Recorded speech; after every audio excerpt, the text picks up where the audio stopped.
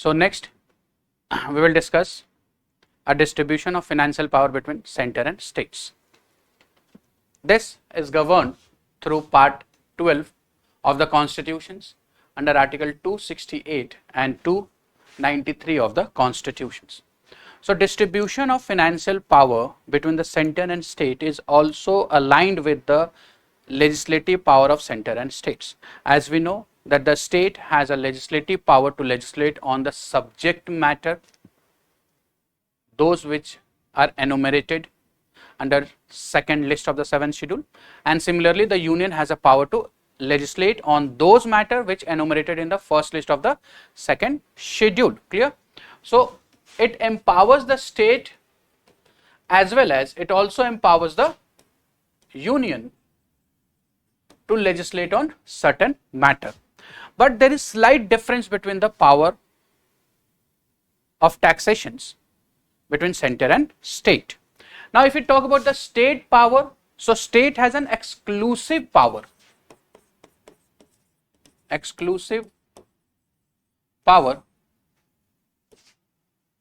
for taxations on those subject matter which are enumerated under list second, that is state list of the 7th schedule.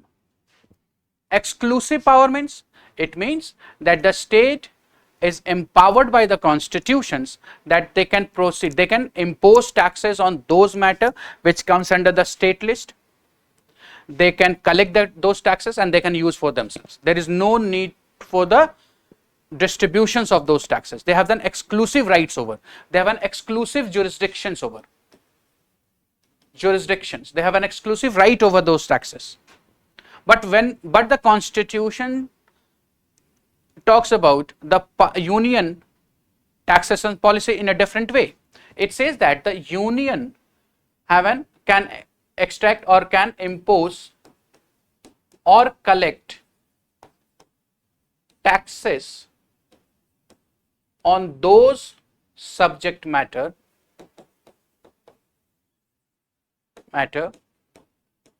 which are enumerated in the first list first of the 7th schedule, that is union list.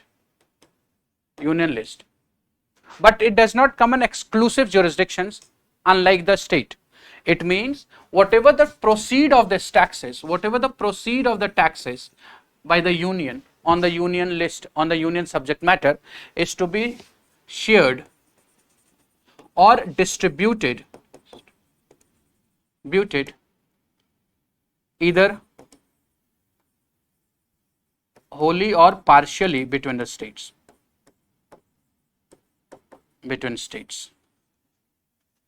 So union cannot keep all the proceed of the net taxes. They have to share with the states.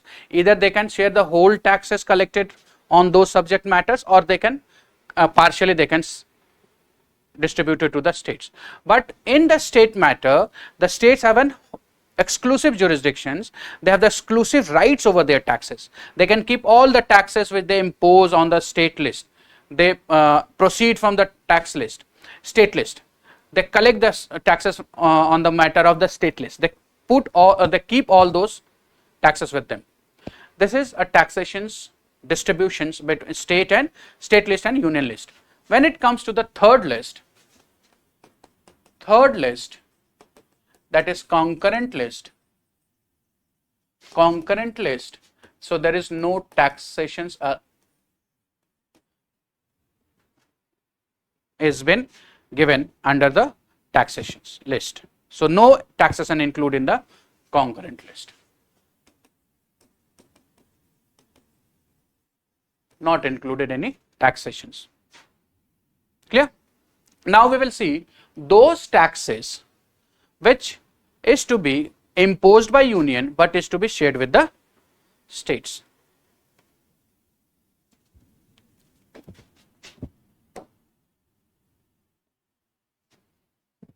So distributions of revenues between union and the states, article 268 to 281.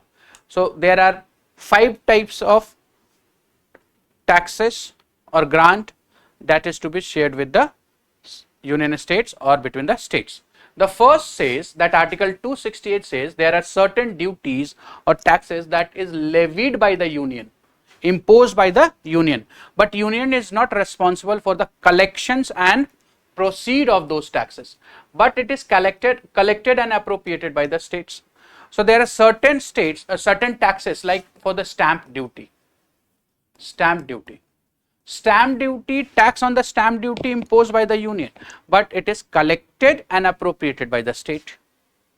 This is the first type of taxations, right? Second type, if we see, article 269 says there are certain taxes which is levied and collected by the union. It means impositions of taxes on those matter is done by the union, and union is responsible to collect those taxes, but union is not been authorized to use that taxes, that has to be distributed or assigned to the states. So there are certain taxations imposed and collected by the union, but that proceed of taxes is to be given to states, like railways, fares and ferrite, state duty. These are the few examples where the taxes imposed and collected by the union, but that is given to the states. Taxes on the railways and ferrite, taxes on stamp duties.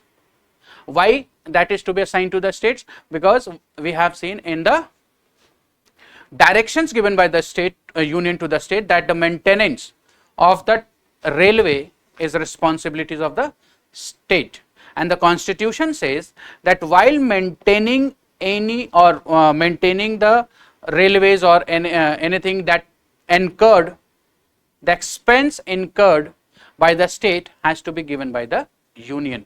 So while maintaining the railways, the taxations, the state may incur some expense.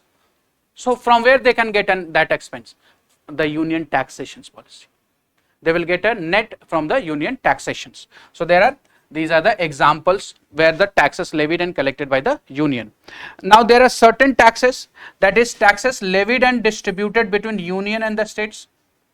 So there are certain taxes which is to be levied and collected but in the union list, but is to be distributed among the union and states, like surcharge duty,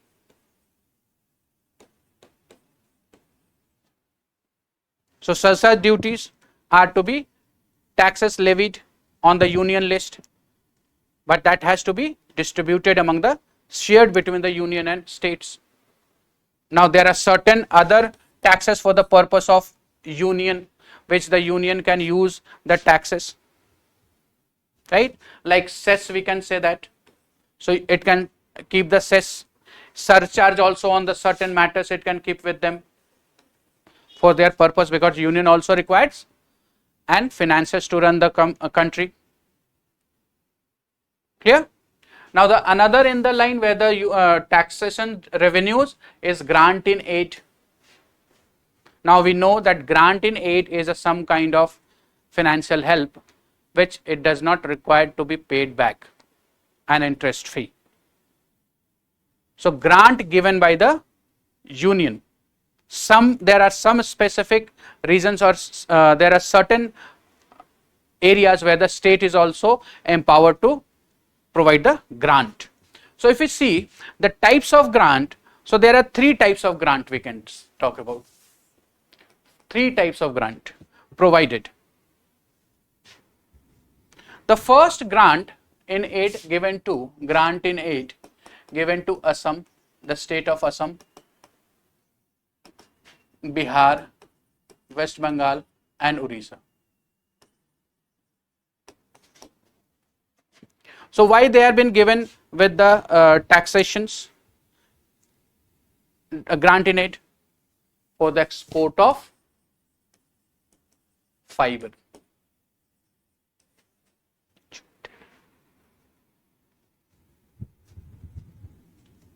Not fiber, jute. For the export of jute. So these are the states where jute has been exported. For them, the help requires the parliament provide or the union provide them grant in aid, right? Second types of aid provided by the government to the financially weaker state, बीमारू राज्य जिसको हम कहते हैं. So any state which is in required of a financial help, they are been weak in a financial matter, poor in a financial matter, so the government, the union can provide with them grant in aid. And this type of grant in aid which is provided to the weaker, financially weaker sections or the state, is cannot be claimed as a right. A total discretions of the government that whether they can they can provide, but through the approval of parliament, that is also through the parliament should be approved. And the last type of grant provided is given to the both union and state can provide it. Union and state can both provide grant in aid on any matter, whether they are been responsible for making laws on that matter or not. It has no issue. It does not concern. So both union and state can provide grant on any matter for the development, even if that subject matter falls outside their legislative jurisdictions. So these are the financial distributions, revenue distributions between union and states. Now next we will see the next dimensions of this is that borrowing power of the union and states. Can a union borrow money? Can a state borrow money? Yes. Constitutions provide a provisions that both have a power to borrow the money. Article 292 of the constitutions empower the parliament to borrow money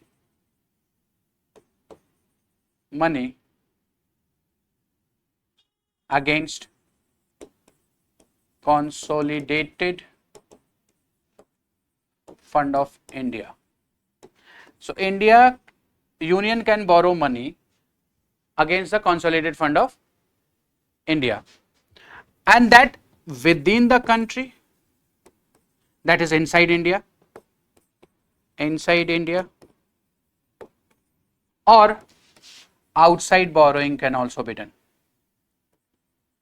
That it means India can take a loan from outside also, like IMF, World Bank, or from any nations, from any grouping to which the India is a part. It has been allowed by the constitutions. 269 provide them the power. 292 provide them the power. Authorize the parliament to borrow the money. But the limitations is imposed by the parliament. So parliament impose limitations on union power, union government to borrow money. The limitations that what amount, at what such amount you can borrow. The government cannot borrow any arbitrary amount. That the limitation is fixed by the parliament. So this is the power of parliament to borrow money. When we say that the state government can also borrow, yes, state can also borrow the money against the consolidated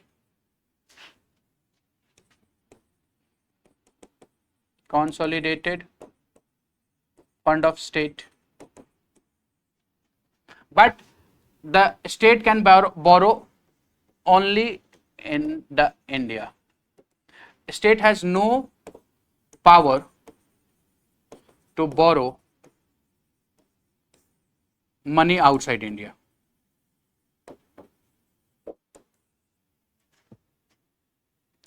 and the limitations to the state government is also fixed by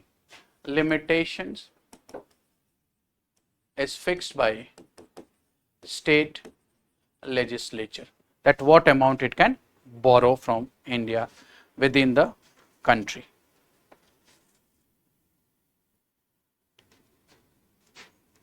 Right? But there is a certain limitations imposed on the state government for the borrowing.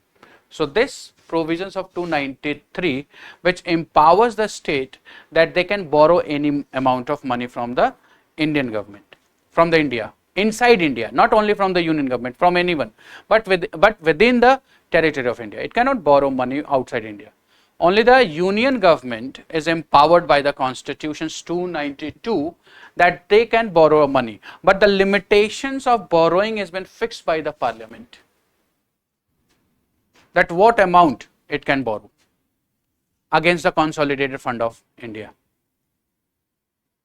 So now we will discuss the limitations imposed by the constitutions on the borrowing power of the states.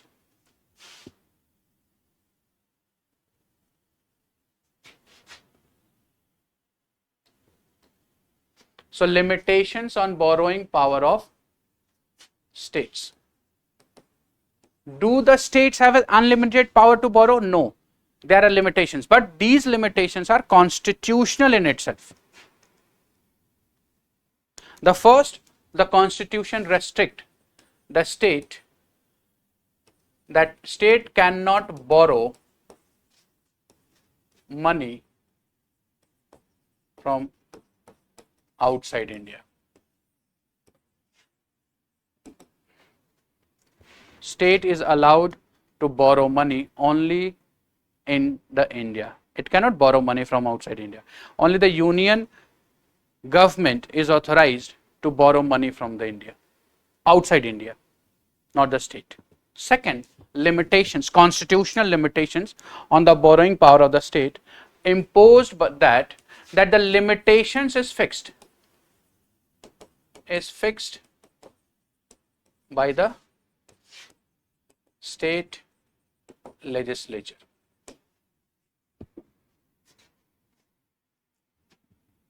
So state legislature has a power to impose limitations on the union government. Limitations like what amount, what period, whether to borrow or not, allowed to borrow or not. That is subject to limitations of legislator, state legislature. Right? Then the next we can say that limitations of constitutional limitations which empowered the union, that if the union guaranteed the outstanding amount of the state is due, so the union can refuse to give money. The union has a power to refuse the borrowing. If the state demands or want to borrow from the union, but its last interest or outstanding amount is still pending, it has not cleared the due, so union can impose restriction on that. So union on the outstanding amount of the state which is due can deny the borrowing of the states.